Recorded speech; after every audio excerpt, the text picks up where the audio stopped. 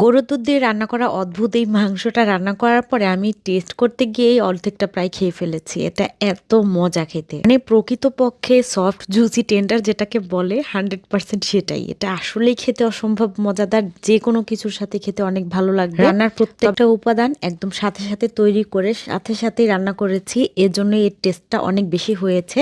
আসলে খুব বেশি উপাদান তো লাগে না। যে কয়টাই লেগেছে ওই কয়টা একদম ইনস্ট্যান্ট তৈরি করে নিয়েছি। ফ্রোজেন কোনো মশলাই ব্যবহার করে নাই। ভিডিওটা সম্পূর্ণ দেখলে ইনশাল্লাহ আপনাদের কাছে অনেক ভালো লাগবে। ভিডিও ভালো লাগলে লাইক, কমেন্ট, শেয়ারের পাশাপাশি পেজ ফলো দিয়ে দিবেন। রান্নার জন্য 1 কেজি মাংস আর দুধ আমি ভিজিয়ে রেখে মশলাগুলো এখন তৈরি করে নিচ্ছি। পেঁয়াজ, আদা, রসুন পরিষ্কার করে নিচ্ছি। আর রান্নাটা ঝাল ঝাল হবে, তার জন্য বেশি করে নিলাম এখানে কাঁচামরিচ। তারপর কাঁচামরিচটাকে হালকা একটু বেটে নিচ্ছি। খুব মিহি করে বাটার দরকার নেই, মোটামুটি করে একটু বেটে নিলাম। আর পেঁয়াজ তো একটু ছেঁচা দিয়ে নিয়েছি। পেঁয়াজ অনেক বেশি বাটার দরকার নেই, কারণ পেঁয়াজ এমনিতেই গলে যাবে। আর নিলাম হচ্ছে রান্নার জন্য যতটুকু আদা লাগবে, বড় এক টুকরা আদা নিয়েছি। তারপরে আদাটাকে একটু মিহি করে পেস্ট তৈরি করছি, না হলে একটু ছোবরা ছোবরা থেকে যাবে আর কি। তারপরে আদা যা নিয়েছি তার থেকে একটু কম পরিমাণে রসুন নিয়ে রসুনটাকেও মিহি করে বেটে নিলাম। তারপর সব মশলাগুলো একসাথে করে রেখে দিচ্ছি। আর এদিকে মাংসটাও ভিজে গেছে, এটাকে সাইজ মতো করে কেটে নিয়েছি। খুব বেশি বড়ও করি নাই, আবার ছোটও না। তারপর মাংসটা ধুয়ে পানি ঝরিয়ে নিয়েছি।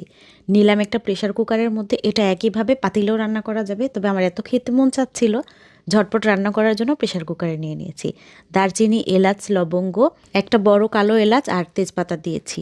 কিছু গোলমরিচ দেওয়ার দরকার ছিল, হাতের কাছে খুঁজে পাই নাই, তাই দিতে পারি নাই। দিয়ে দিলাম হচ্ছে রান্নার তেল। তারপর দিলাম হচ্ছে যে মশলাটা বেটে রাখলাম মশলাগুলো দিয়ে দিচ্ছি আমি 1 টেবিল চামচ করে ধনে আর জিরার গুঁড়া, স্বাদ মতো দিচ্ছি লবণ। আর কোনো মশলা এখানে লাগছে না। এখানে আমি ঝালের জন্য শুধু কাঁচামরিচে ব্যবহার করছি, কোনো ধরনের শুকনা মরিচের গুঁড়া আর হলুদের গুঁড়া ব্যবহার করি না। এটা সাদাই হবে রান্নাটা। মশলাগুলো মাংসের সাথে মেখে নেওয়ার সময় এত সুন্দর সেন্ট আসছিল, মানে বোঝা যাচ্ছে যে রান্নাটা কতটা মজাদার হবে। তো মশলা মাখার পরে এর মধ্যে আমি দুধটা দিয়ে দিয়েছি। দুধ দিয়েছি হচ্ছে মাংসের একদম সমান সমান হয় ওই পরিমাণে দুধ দিয়েছি। প্রেশার কুকারে রান্না করলে খুব বেশি পানি দেওয়ার প্রয়োজন পড়ে না, এই দুধটা পানির কাজ করবে আর কি। মূলত এই দুধ দেওয়ার কারণে এটা অনেক বেশি সফট আর জুসি হবে। তো প্রেশার কুকারের ঢাকনাটা লক করে মিডিয়াম আঁচে রান্না করেছি হচ্ছে 3টা শীষ তোলা পর্যন্ত। 3টা সিটি উঠে গেলেই বাষ্পটা সম্পূর্ণ বের হয়ে যাওয়ার পরে আমি ঢাকনাটা খুলে আবারও চুলাটা জ্বালিয়ে দিলাম। আর তারপর নেড়ে চেড়ে এই যে এখন কিন্তু অনেক পানি বের হয়ে আসছে। ঢাকনা দিয়ে ঢেকে রান্না করছি কম আঁচে। কিছুক্ষণ পর পর ঢাকনাটা খুলে আবার একটু নেড়ে দিচ্ছি, আবারও ঢেকে রাখছি। এরকম করে করে রান্নাটা আমি পুরো কমপ্লিট করব। মানে মাংসটা কিন্তু আমি একদম সম্পূর্ণ সিদ্ধ করে নিই নাই শীষ দিয়ে, যাতে করে পরে খুব ভালোভাবে নেড়ে চেড়ে রান্না করতে পারি। মানে প্রথমে তো কষিয়ে বসাই নাই, এটা যাতে কষানোর মতো করে রান্না হয় ওই রকম করে আর কি। হালকা করে নেড়ে নেড়ে আবার ঢাকনা দিয়ে ঢেকে রান্না করে নিলাম।